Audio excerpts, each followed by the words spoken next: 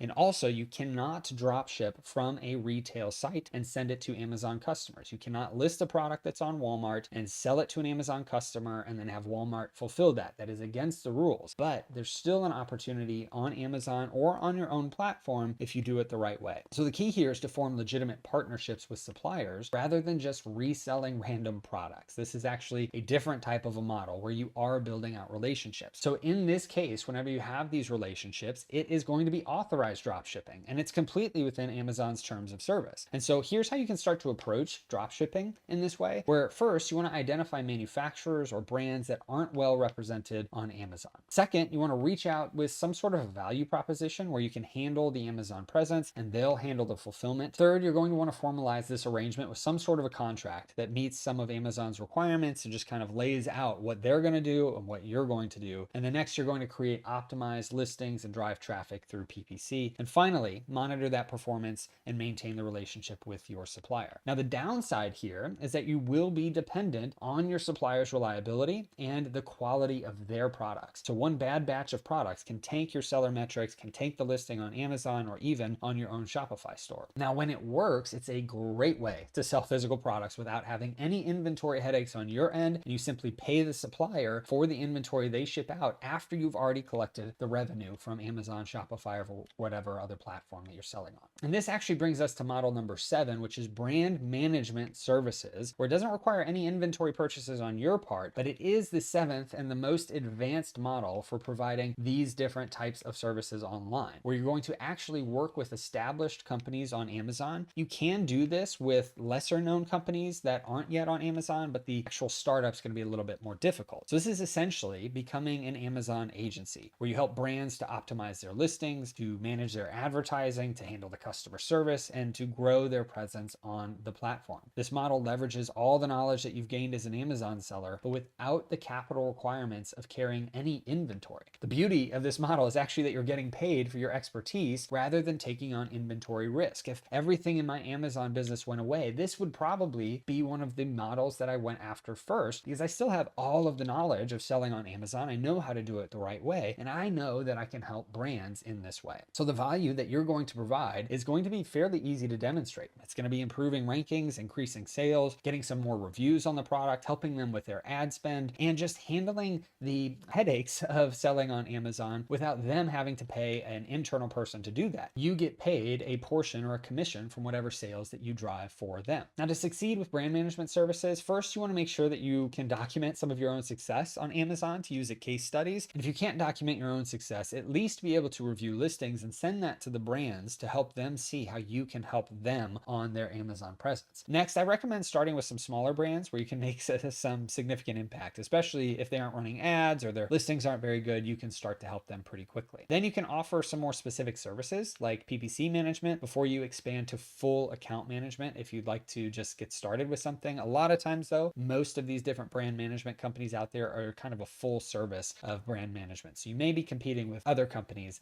that are doing everything. And so it can be a little bit more difficult to start with just one. Then you want to be able to structure some of those contracts with both the monthly retainers and any performance incentives. If you grow revenue, you should hopefully get some sort of a bonus for that, or at least be rewarded for the additional revenue that comes through. And then finally, build some systems so you can scale your services across multiple clients with you not having to do all of the work. Now, the startup costs here are going to be fairly minimal. You just really need the tools where you provide the service effectively. So it could be software and some other things that you might need to get going. But the potential here is substantial. Experienced Amazon agencies can charge anywhere from $2,000 to $10,000 per month per client. And if you're getting a percentage of the revenue that comes through the Amazon store, then you can even collect way more than that. Now, the challenge here is that this is a service business that requires strong client management skills. But for those of you that enjoy the strategic aspects of selling on Amazon, this can be incredibly rewarding. So now that we've covered all 7 models, let's actually compare them side by side to help you decide which one might be the right fit for you. So I've ranked each model on 5 key factors: startup cost, time investment, technical difficulty, income potential, and scalability. For startup cost, KDP and the Amazon Influencer Program are the clear winners. You can get started with virtually no investment beyond your own time. Now, for time investment, KDP and ACX win because once your products are created, they generate passive income with minimal maintenance. For technical difficulty, the Amazon Influencer Program is the simplest to master, while brand management services requires the deepest Amazon expertise. But for income potential, brand management services actually takes the crown, with some agencies scaling to multiple 6, 7, 8, and even some to 9 figures. And for scalability, print on demand and KDP can win because you can create hundreds or even thousands of products without increasing your workload proportionally. So which model should you actually choose? Well, it depends on your specific situation. If you're just starting out with limited capital, KDP or the Amazon Influencer Program are your best bets, in my opinion. They require minimal investment. They can start generating income relatively quickly. And if you already have content or expertise in a particular area, maybe ACX and Audible or user-generated content might be the fastest path to monetization, depending on your skills. And if you have design skills or can partner with designers, then looking at print on demand can be an excellent balance of some passive income potential with minimal risk. And finally, if you have strong supplier connections, look at drop shipping or doing brand management that you can sell physical products without the inventory headaches while also having a much higher income ceiling on what you are doing.